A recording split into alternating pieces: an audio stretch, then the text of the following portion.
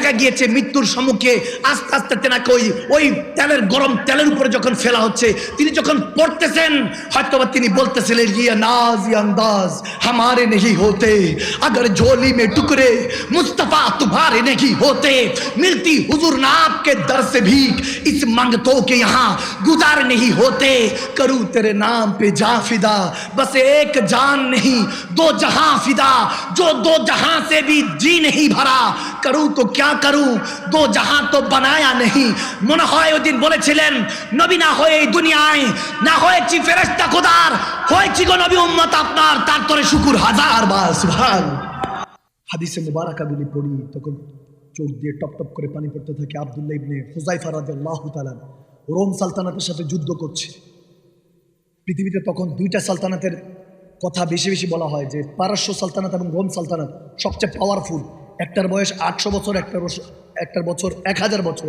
সবচেয়ে শক্তিশালী যে দল ছিল হযরত ওমর ইবনুল খাত্তাব রাদিয়াল্লাহু তাআলার নেতৃত্বে মাওলা আলীর পরামর্শে যখন ওখানের মধ্যে খালিদ বিন ওয়ালিদকে গিয়েছেন, যেই অঞ্চলে গিয়েছে দেখে গিয়েছে সেই অঞ্চলকে আল্লাহ ফতুহাত দান করেছেন, বিজয় দান করেছেন সুবহানাল্লাহ। আব্দুল্লাহ ইবনে হুযায়ফা রাদিয়াল্লাহু তাআলা রোম সালতানাতের বাদশার সামনে তাকে ধরে নিয়ে আসছে। দেখা গিয়েছে হাদিসে আসছে 1000 মানুষ 1000 প্রজা সৈন্য তেনাকে ধরে রাখতে পারতেছেন।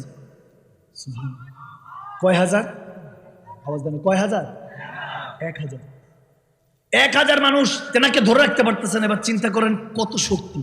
সুবহানাল্লাহ। এই শক্তিটা দিয়েছে কে? আওয়াজ দেন, কে? আল্লাহু আকবার। এই 500 জন এদিক থেকে ধরে, 500 জন এদিক থেকে ধরে, কেউ তেনাকে আটকে রাখতে পারতেছে না। অনেক কষ্টে ধৈর্য টৈরা রাজার সামনে, বাদশার সামনে, রোম সালতানাতের বাদশার সামনে পেশ করা হলো। বাদশাহ নামদার দেখে বলতেছে একে শাস্তি দিতে হবে।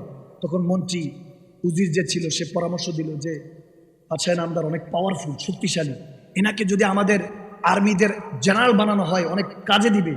এই শক্তি কই থেকে পারছে? এর থেকে তো শিখতে হবে। পেয়েছে কোথায় শক্তি?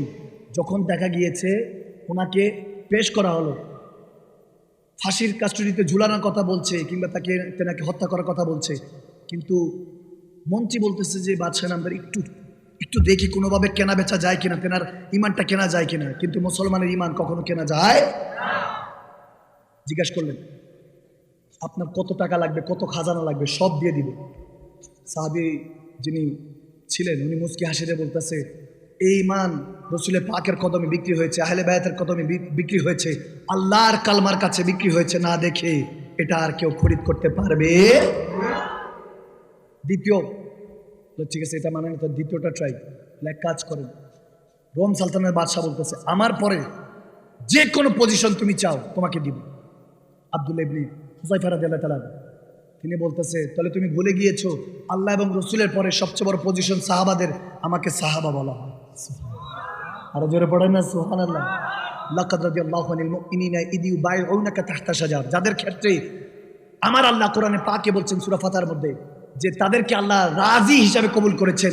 এজন্য আমরা আবু বকর সিদ্দিক রাদিয়াল্লাহু তাআলা, হযরত ওমর রাদিয়াল্লাহু তাআলা, হযরত ওসমান রাদিয়াল্লাহু তাআলা, আব্দুল্লাহ ইবনে হুযায়ফা রাদিয়াল্লাহু তাআলা, হযরত ওমর ইবনুল খাত্তাব থেকে শুরু করে সবাই কেন রাদিয়াল্লাহু বলি?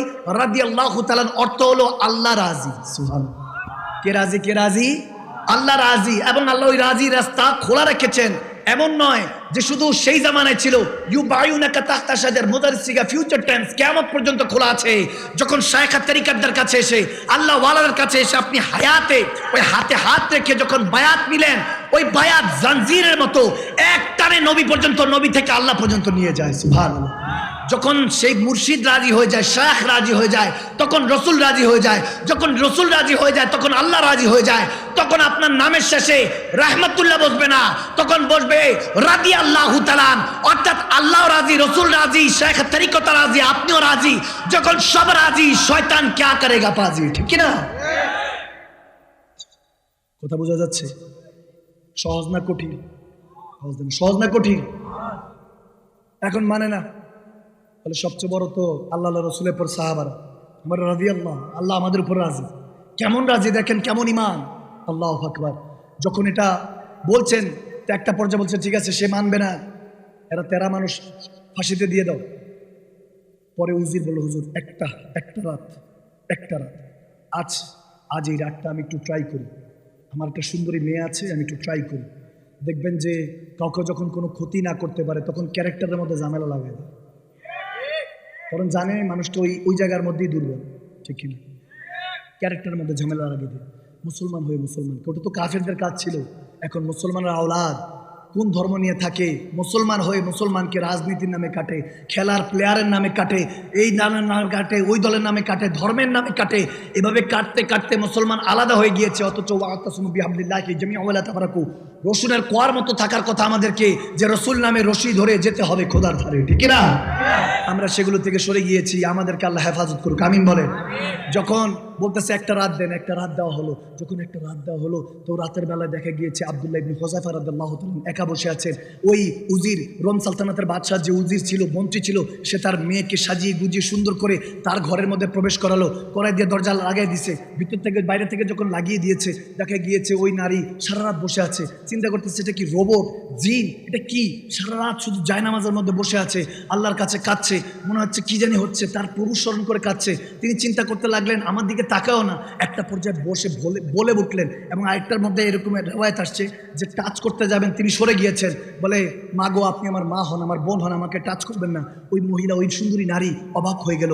অথচ আমরা এখন এই সোশ্যাল মিডিয়ার নামে বেগানা নারীর দিকে তাকিয়ে থাকি, নাউজুবিল্লাহ। এটা হলো ইহুদি নাসারাদের ষড়যন্ত্র। ভাইয়ের আমার, কসম করে বলছি, এটা দিন নয়। আপনি সবকিছুর ভালো মন্দ আছে, এটা আমাকে আপনাকে আউলিয়া আল্লাহ তো দূরে থাকে, এখন মুমিন হতে দিচ্ছে না। আপনি ভালো মন্দ বুঝতে শিখুন। মুসলমান তাকে বলা হয় যে জ্ঞানী। আমার নবী বলেন মুসলমান মানে জ্ঞানী, আর মুমিন হলো আল্লাহওয়ালা, নবীওয়ালা। ইত্তাকিল্লাহ ফাত্তাকুল্লাহ মাস্তাতাতুম, রু দিয়ে জেসম দিয়ে আল্লাহকে ভয় করে, দুনিয়ার কাকে নেতা খেতাকে ভয় করে চলে না, ঠিক না? যখন আপনি এরকম হয়ে যাবেন, ইত্তাকিল্লাহ, আল্লাহর ভয় যখন বিরাজমান হয়ে যাবে, তখনই তাদেরকে আলা ইন্না আউলিয়াল্লাহি লা খাউফুন আলাইহিম ওয়া লা হুম ইয়াহজানুনের মালিক বলা হয়। তাদের আর অতীতের গুনাহ ভয় থাকে না, ভবিষ্যতে জাহান্নামে যাওয়ার ভয় থাকে না, বরং তাদের অন্তর শুধু কেবল আল্লাহর ভয় থাকে। যখন আল্লাহর ভয় চলে আসে, সেই বান্দার উসিলায় আল্লাহ হাসরে ময়দানে এমন এসেছে, বলে ইখওয়ানুনা কানু ইউসাল্লুনা মা'ানা হাজ্জুনা মা'ানা আমলুনা মা'ানা ফাআদখালতুমুন নার। আল্লাহ তাবারক ওয়া তাআলা তাদের উসিলায়, ওই নেককার আল্লাহর ওলিদের উসিলায়, বুখারী মুসলিম শরীফে মুত্তাফাক আলা হাদিস, লক্ষ লক্ষ বান্দাদেরকে হাসরে ময়দানে জাহান্নাম থেকে বের করে জান্নাতে দিয়ে দিবে, সুবহানাল্লাহ। যখন দেখা গিয়েছে ওই বান্দা, ওই আব্দুল্লাহ ইবনে হুযায়ফা রাদিয়াল্লাহু তাআলা কথা বলছে না, ওই নারী বলতে লাগলেন তুমি কেমন মানুষ, কেমন পুরুষ যে একটা নারী, সুন্দরী নারী সেজে বসে আছে, তুমি দেখছো না?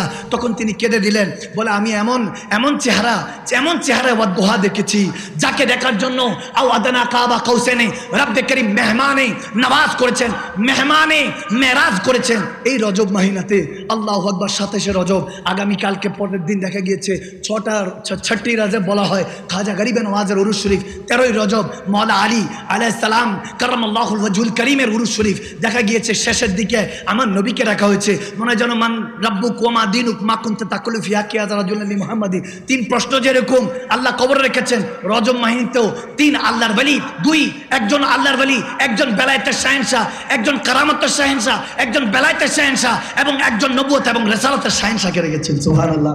যখন দেখা গিয়েছে, আল্লাহু আকবার, আল্লাহ ইয়া রাসূলুল্লাহ যখন জিজ্ঞেস করছে যে কি ব্যাপারে এত সুন্দর দেখেও, বলে যে চেহারায় ওয়াদুহা দেখেছি, তোমাকে কি বলবো বোন গো আমার, তোমার চেহারা কি? ওই চেহারা দেখলে মিশরের নারীরা ইউসুফ আলাইহিস সালামকে দেখে কাত্তা ইয়াদওয়ান্না, হাতের আঙ্গুল কেটে ফেলে দিয়েছে, একটা সুই ঢুকলো কষ্ট লাগে, কিন্তু কেমন চেহারা ছিল যে ফল কেটে আঙ্গুল কেটে পড়ে গেল, মিশরের নারীরা টের পেল না। ইউসুফ আলাইহিস সালামের সৌন্দর্য এরকম। আব্দুল্লাহ ইবনে হুযায়ফা বলতেছেন, আমার নবীর চেহারা যদি দেখতো, মক্কা মদিনা তাগড়া তাগড়া যুবকের নবীকে দেখে গর্দান দিয়ে দিয়েছে, সুবহানাল্লাহ। শাহাদাতকে কবুল করেছে, এবং কিয়ামত পর্যন্ত এটা জারি থাকবে। কেউ দেখে কেউ না দেখে ওই নবীর প্রেমে অস্থির হয়ে থাকবে। ওই নারী তখন চোখের পানি ছেড়ে দিল, বলতেছে আপনি কেমন পুরুষ, আমার বাবা কেমন যে আমাকে একটা বেগানা পুরুষের কাছে রেখে গিয়েছে, আর আপনি কি, আপনার সামনে পড়ে আছে, আপনি আমার সাথে যা ইচ্ছা তা করতে পারেন, আর আমাকে এত ইজ্জত দিচ্ছেন, এই কোন ধর্ম, এই কোন জাত, আমাকে ওই কলমা পড়ান। তখন আব্দুল্লাহ ইবনে হুযায়ফা রাদিয়াল্লাহু তাআলা তাকে কলমা পড়িয়ে মুসলমান হিসেবে কবুল করে নিয়েছেন, সুবহানাল্লাহ। সারা রাত যখন এরকম হলো, দিনের বেলা সকালবেলায় তার বাবা আসলো, মন্ত্রীর দরজা খুলে ওই নারীকে যখন বলতেছে আসো মা, তখন সে পর্দা করছে, বলে আমি এখন মুসলমান হয়ে গিয়েছি, আমার জন্য পর্দা ফরজ। সুবহানাল্লাহ। এই জন্য খাতুনে জান্নাত মা ফাতেমাতুজ জাহরার যারা বাচ্চি হবে, সেহেলি হবে, বান্ধবী হবে, যারা ফ্রেন্ডস হবে, তারা কখনো ওই কানিজরা কখনো বেপর্দা হবে না, কারণ যারা পর্দানিশীন হবে তারাই খাতুনে জান্নাতের সঙ্গী সাথী হবে। সুবহানাল্লাহ। যখন মা ফাতেমাতুজ জাহরার কথা বলছে যে আমি এখন পর্দানিশীন, আমি আপনার দিকে তাকাবো না, আপনি কাফের, আপনি গায়ের মেহরাম, আমি আপনার দিকে দেখা করব না। এখন ওই মন্ত্রী তো অবাক, বলে আরে আমার কন্যাকে দিয়েছি তার ইমান যাতে খরিদ করতে পারি, এত দিকে আজব, এত উল্টা আমার মেয়ের ইমান খেয়ে বসে আছে। সুমা মাজাল এরকম যখন হচ্ছে, তখন আব্দুল্লাহ ইবনে হুযায়ফাকে ধরে বাদশার সামনে পেশ করা হলো। বাদশার ওই রোম সালতানাতের বাদশাহ, হায় এই অন্তরটা কেঁপে উঠে। রোম সালতানাতের বাদশাহ বলতেছে একে একটা কাজ করো, বিশাল বড় কড়াই নাও, তেল জ্বালাও, ওটার মধ্যে তাকে জ্বালিয়ে মারা হবে। নাউজুবিল্লাহ। যখন এভাবেই চিন্তা করতে লাগলো, একটা পর্যায়ে অনেক বড় একটা সেতুর মতো করলো, ওই সেতু দিয়ে হেঁটে যাওয়ার রাস্তা করলো, বিশাল বড় এক ড্রাম করলো, ওখানের মধ্যে ফুটন্ত তেল, আগুন ধরানো হলো, ফুটন্ত তেল টকবক করতেছে। আস্তে আস্তে হাত বাঁধা, আস্তে আস্তে যখন আব্দুল্লাহ ইবনে হুযায়ফা ক্রমাগত মৃত্যুর কাছে যাচ্ছে, ইমান দেখেন, আল্লাহু আকবার, কোথায় জানি ইমানটা হারিয়ে গিয়েছে আমাদের ভাইয়ের, আমার বাবার, আমার এখন এই মঞ্চটা না আমার হাসির পাত্র বানিয়ে ফেলেছি। সুম্মা মাআযাল্লাহ, আমাদেরকে এটা করা যাবে না। আমার নবীর কাছে জবাবদিহিতা করতে হবে, আল্লাহর কাছে জবাবদিহিতা করতে হবে। মওলা আলী কারামাল্লাহু ওয়াজহিল কারীম বলেন, বান্দা তুমি যদি নিজের পাপের খবর না রাখো, তাহলে মনে রেখো পাপ বাপকেও ছাড়ে না, তোমাকে একদিন এটা হিসাব দিতে হবে। যখন একটা পর্যায়ে যখন কাছাকাছি গেল, এখন উনি কান্না করতে লাগলেন। আব্দুল্লাহ ইবনে হুযায়ফা হু হু করে কান্না করতে লাগলেন। কান্না করার সাথে সাথে বাদশাহ রোম সালতানাতের বাদশাহ বলতেছে এখন মনে হয় মুসলমানের ভয় এসেছে, এই জন্য মৃত্যুকে দেখে এখন খবর এসেছে, যাও তাকে ছেড়ে দিব বলো। তখন তিনি বলতেছে না রে, তোর জন্য খবর আসতেছে না, আমি শুধু কান্না করতেছি, এক জান দিয়ে নবীর ঋণ কেমনে শোধ করব, একটু পরেই তোর দয়াল নবীর সাথে দেখা হবে। সুবহানাল্লাহ। বলে এক জান দিয়ে কিভাবে হবে, মৃত্যু কারিব হচ্ছে না, আমার তো মনে হচ্ছে দয়াল নবীর সাথে কতদিন দেখা হয় না, আজকে তো দেখা হবে। সুবহানাল্লাহ। আর কয়েকটা পলক বাকি, এরপরে তো আমার নবীর সাথে দেখা হবে। রোম সালতানাতের বাদশাহ বলতেছে এরা কি, এরা কোন জাতি, এরা কি জাতি, মৃত্যুর সামনে কথা কি বলছে। তখন সে বলতেছে তিনি চোখের পানিও ছাড়তেছে, আবার চোখ বন্ধ করে কাঁদছে। হঠাৎ করে তিনি হাসা শুরু করলেন, পাগলের মতো উম্মাদের মতো হাসতে শুরু করলেন। সবাই বলে মনে পাগল হয়ে গিয়েছে। হাসতে হাসতে বলতেছিলেন না না, পাগল হয় নাই, আমার নবী সাহাবারা পাগল হয় নাই, তবে মজনু হয়ে গিয়েছে, আশেক হয়ে গিয়েছে, কায়েস হয়ে গিয়েছে, ওয়াইস হয়ে গিয়েছে।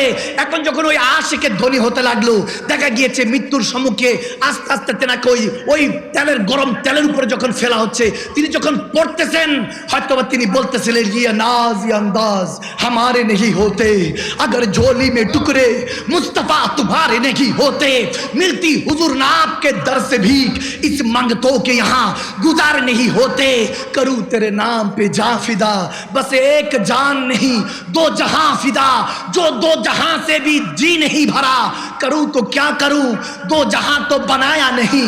মনে হয় ওই দিন বলেছিলেন নবী না হয়ে এই দুনিয়ায় না হয়েছি ফেরেশতা খোদার, হয়েছি গো নবী উম্মত আপনার, তার তোরে শুকুর হাজার বার। সুবহানাল্লাহ। আল্লাহ